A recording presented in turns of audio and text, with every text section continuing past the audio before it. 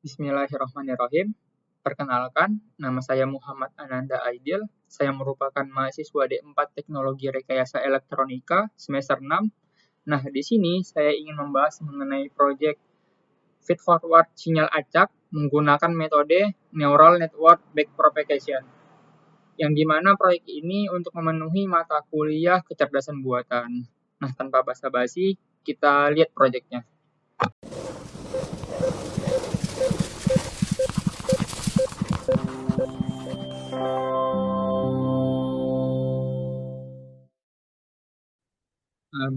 Bismillahirrahmanirrahim.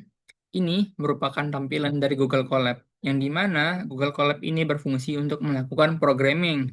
Nah, langkah awal yang saya lakukan di sini yaitu saya mengkoneksikan antara Google Drive dan juga Google Colab, yang dimana Google Drive ini sendiri untuk penyimpanan datanya dan juga Google Colab untuk programmingnya.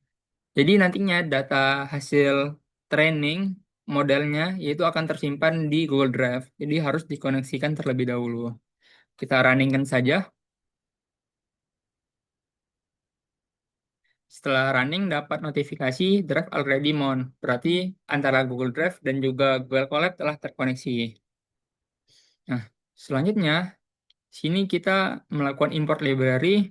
Di sini kita menggunakan library NumPy, Matplotlib, TensorFlow Keras, dan juga scikit-learn, yang dimana NumPy ini untuk operasinya, Matplotlib untuk visualisasi datanya, dan TensorFlow Keras untuk pembangunan modelnya. Scikit-learn untuk pembagian data trainingnya nanti, karena nantinya data training itu akan dibagi menjadi data training dan juga data valid. Jadi menggunakan library berikut. Kita runningkan saja. Nah, teman-teman, jika teman-teman belum menginstal library berikut, ada baiknya teman-teman menginstalnya dengan perintah pip install numpy. Runningkan saja, maka dengan secara otomatis library tersebut akan terinstall di Google Colab teman-teman. Dengan catatan harus terkoneksi dengan internet. Nah, selanjutnya di sini saya membuat sinyal acak dengan sampel berjumlah 1000. Dan juga sinyal ini merupakan sinyal random. Pada bagian ini tinggal diubah-ubah aja angkanya, maka akan berubah juga bentuk sinyalnya. Di sini saya menggunakan angka 58. Nah, untuk sinyalnya di sini saya menggunakan sinyal sinus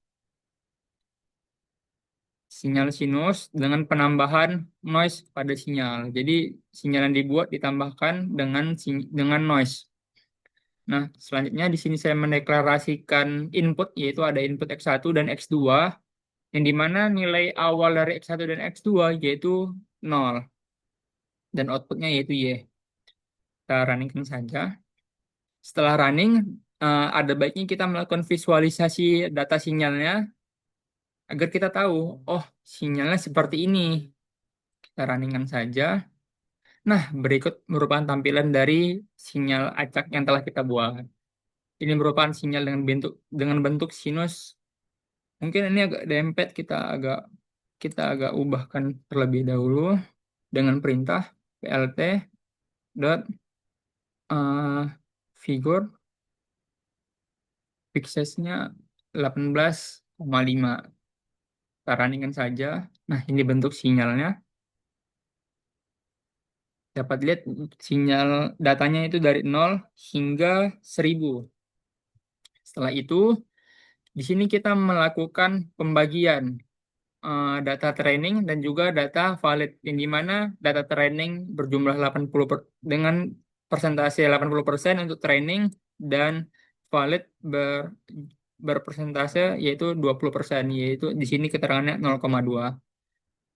Kita runningkan saja, oke.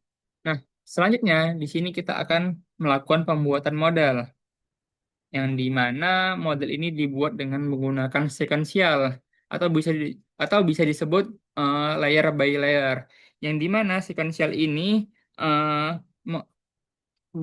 berarti satu layer langsung menjadi input untuk layer berikutnya.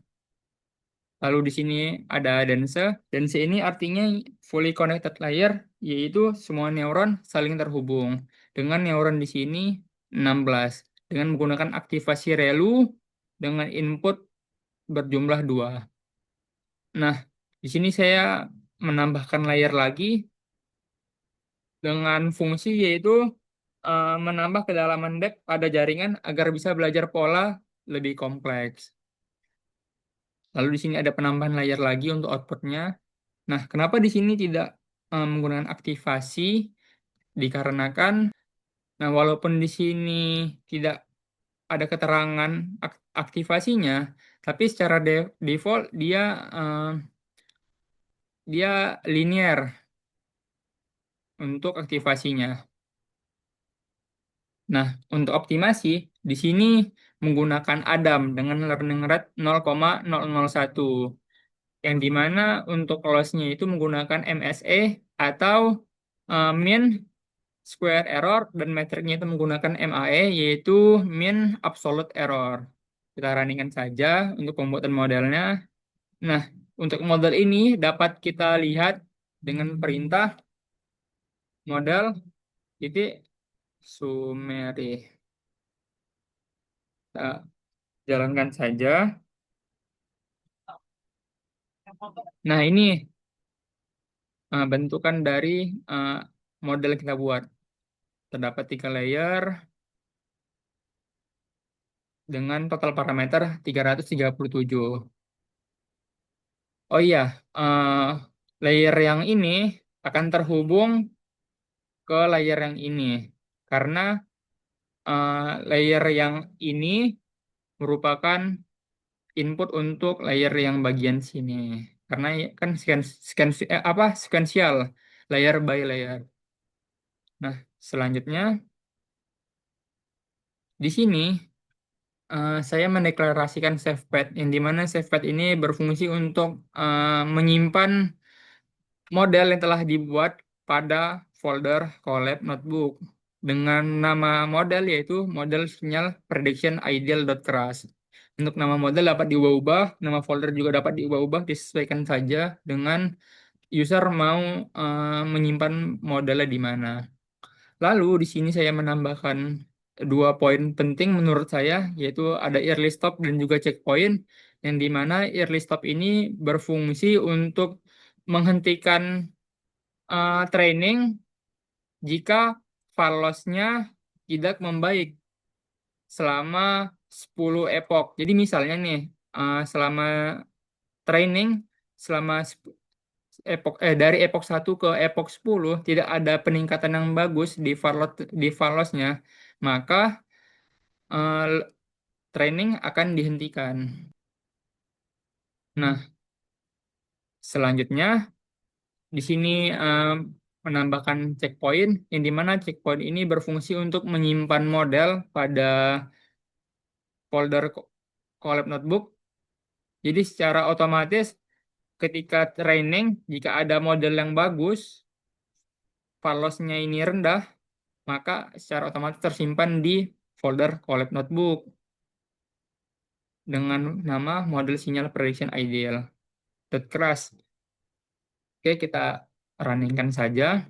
Nah, selanjutnya di sini kita melakukan training, yang dimana training ini dengan menggunakan 2 input dengan maksimal epochnya itu 100, di sini saya buat.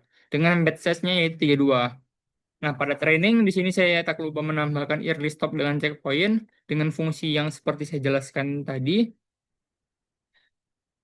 Jadi, walaupun epochnya ini 100, dia tidak bakal nge-training hingga 100. Karena di sini saya menambahkan callback-nya itu early stop dan checkpoint. Kita runningkan saja. Nah, saat ini eh, sedang dilakukan proses training. Kita lihat dia berhenti di epoch keberapa.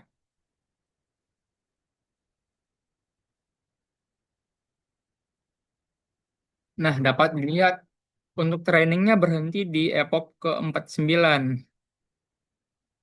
padahal maksimalnya 100. Nah, hal ini dapat terjadi karena kita menggunakan early stop. Seperti itu. Nah, selanjutnya Di sini saya akan melakukan visualisasi terhadap hasil training yang tadi dilakukan. Nah, ini merupakan tampilan grafiknya. Dapat dilihat yang untuk biru itu menandakan train loss dan juga yang oranye itu validasi loss. Dapat dilihat awalnya di epoch 0 itu train loss dan valid loss-nya cukup tinggi. Dan seiring bertambahnya epoch, maka eh, train loss dan valid loss makin berkurang. Berkurang terus. Hingga tadi saya menggunakan Petian 10. Berarti dari 43 ya, epoch 43 berarti enggak, dari epoch 49. Berarti dari epoch ke 39 hingga ke epoch 49 saya ulangi, dari epoch ke 40 hingga epoch 49 itu tidak ada penurunan terhadap falosnya. Jadi falosnya tidak berkurang lagi. Jadi tidak membaik lah, dapat diibaratkan seperti itu. Maka trending berhenti. Nah, selanjutnya di sini saya melakukan feed forward pada bagian sini, yang dimana di sini kita memanggil modelnya yang telah di training tadi dengan nama model sinyal prediction ideal. Nah, feed forward ini seperti menggambar ulang sinyal berdasarkan pola yang sudah dipelajari. Kita runningkan saja. Nah, dapat dilihat. Ini merupakan tampilan dari prediksi feed forward neural network-nya. Dapat dilihat yang biru ini merupakan sinyal awalnya atau target, dan yang oranye merupakan prediksinya. Jadi yang seperti saya bilang, feed forward ini seperti menggambar ulang sinyalnya berdasarkan pola yang telah dipelajari sebelumnya. Nah, mungkin berikut hasil dari proyeknya. Kurang lebihnya saya mohon maaf. Sekian, terima kasih.